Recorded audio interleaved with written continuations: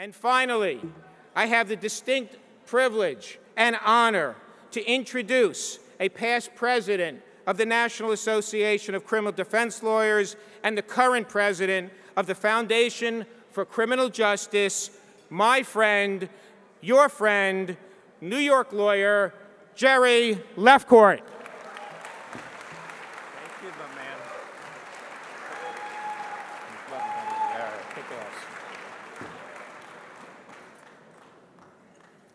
We are here to celebrate the nation's defense lawyers who every day in courtrooms throughout the country protect the Sixth Amendment.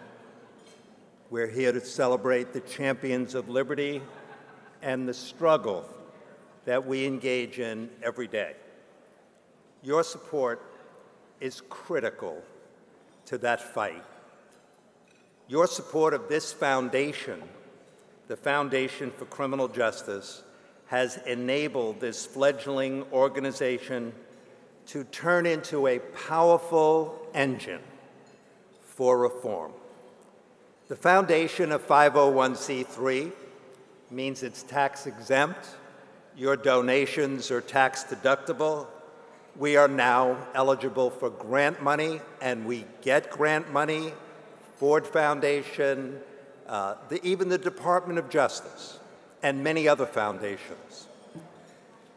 What the work of the foundation is, it's these issues that are so important to the defense bar.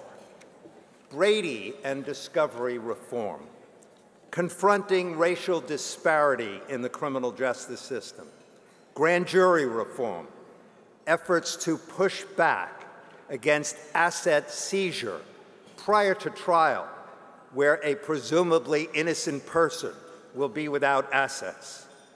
And it has provided unprecedented resources to restore the restoration of rights by eliminating the silent penalties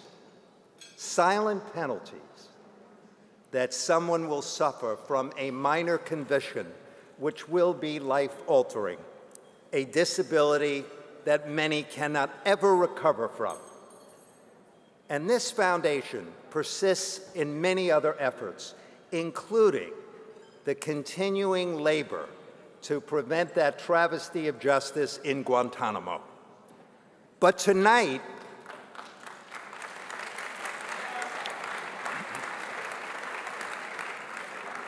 we especially tonight want to recognize those special people, the defenders, the court-appointed attorneys.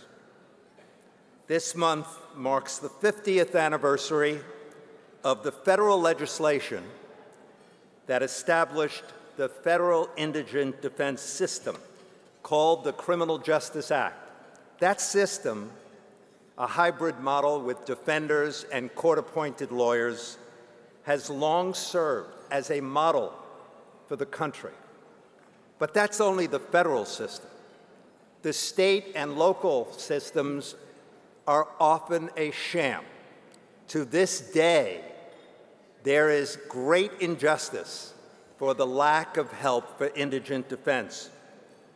These are serious challenges, and thanks to your support, we will continue to fight for those reforms, and we will overcome.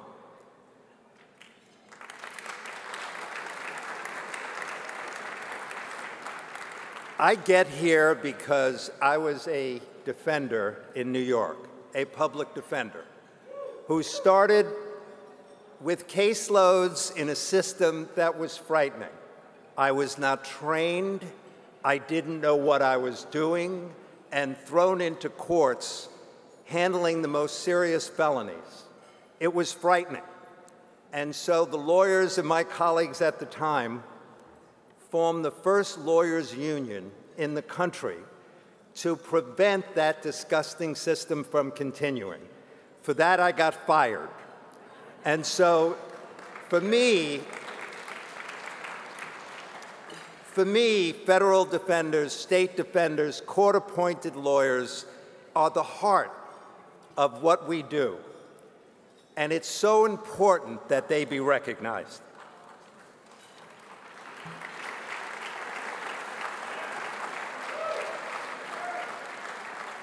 Next, I want to recognize the architect of the Federal Criminal Justice Act. President Kennedy supported the Criminal Justice Act, but it was his brother, the Attorney General Robert F. Kennedy, who saw the Criminal Justice Act as a way to prevent massive injustice.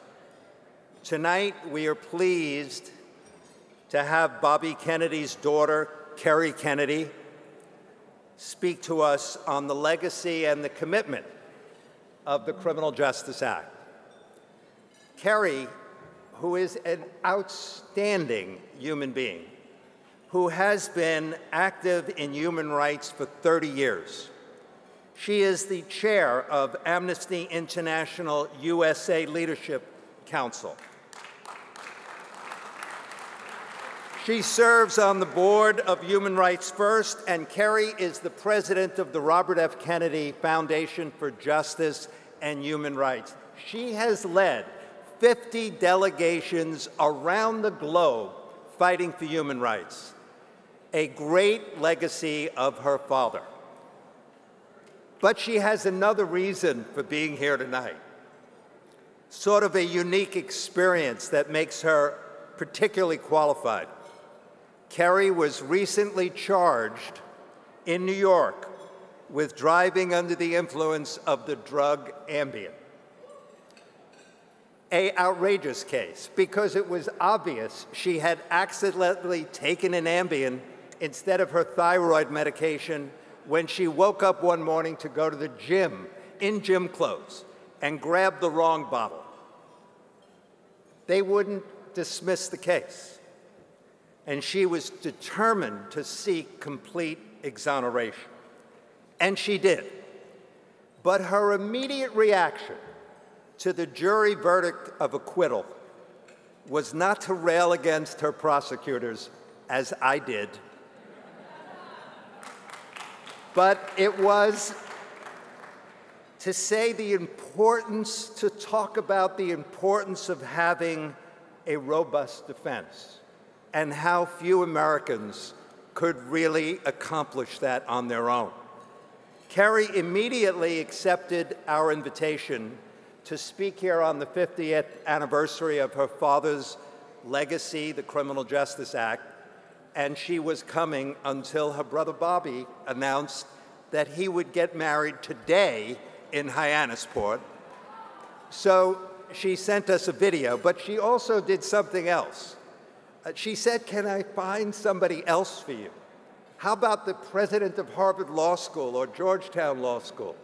How about the Attorney General?" I said, "The Attorney General?" And yes, she made 2 calls to Attorney General Eric Holder. I don't know if those were the only calls. NACDL has had an open invitation, but he was here today. So, ladies and gentlemen, I'd like you to turn to the screen and hear the remarks of Kerry Kennedy. And I thank you very, very much for coming here tonight and supporting the Foundation for Criminal Justice. Thank you.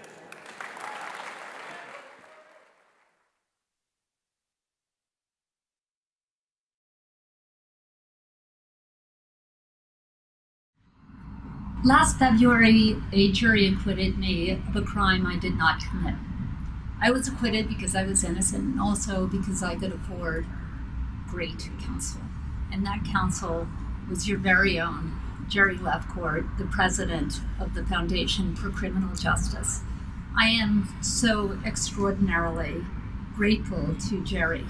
And that was one of the really hardest things I've had to go through as an adult. I was not only facing a jury that I didn't know, a hostile judge, and a huge press corps, which was also hostile as well. The headline in the New York Post was "Kennedy Drug Bust," so that just gives you a sense of what it was like. And throughout that 18-month ordeal, I was keenly aware of how incredibly blessed I was. to have someone like Jerry as my lawyer, because I never had to second guess his thoughts, his commitment to the case, his legal capacity. And wow, what a difference that made. And I was also keenly aware of how blessed and how unusual this was, because for too many people in the situation like I was in, they don't have access to that kind of representation. And they don't really understand what rights they're giving up when they go for a plea or when they have poor representation in court and they end up with a criminal record, and that can really destroy their lives. It can make it impossible to get a job. It can make it difficult to get decent housing. It can mean that they don't have the right to vote. And that's what happens in America far too often. As your report, Collateral Damage, has found an incredible number of laws impose penalties on those with criminal records, meaning that years after their release, they are barred from voting or finding a job or accessing decent housing. And that's why what you do in this room is so incredibly important, because you are taking all of those years of law school and all of those years in the justice arena and putting it to use for people who really don't have a voice. And you become their only hope for protecting really the rest of their lives, and in many ways their children's lives and their children's children's lives. And for that, I want to thank you. And it's why I'm so proud of my father, Robert Kennedy, who 50 years ago saw this problem in America and sought to fix it through the Criminal Justice Act. That act guaranteed representation to defendants at every level of the federal system, regardless of income. And that legislation was a significant step in the long struggle to extend justice to Americans of all economic stations. But it was only the beginning. My father had no illusions about the challenges that remained. Speaking shortly after its passage, he said that the Criminal Justice Act cannot, even at its best, solve some of the other problems faced by the poor in our courts. 50 years later, there's still so much work to be done. Our bail system too often burdens poor defendants. In New York City alone, almost 50,000 people are jailed each year while they await trial because they cannot afford bail. Some of them remain in pretrial detention for an entire year because they can't afford it. Because of the Criminal Justice Act, federal courts today generally provide quality counsel, often from the people in this room, and many state courts do not afford that type of counsel. In fact, 95% of the nation's criminal cases do not give free counsel. These inequalities demand our attention. We are the United States of America. We can do better, and we must do better. And that's why we're all here tonight. In 1962, Robert Kennedy said that lawyers have their duties as citizens, but they also have special duties as lawyers. They have a continuing responsibility to uphold the fundamental principles of justice. That's what all of you gathered here tonight are trying to achieve. It is such important work, and I am very, very grateful to each and every one of you. Thank you.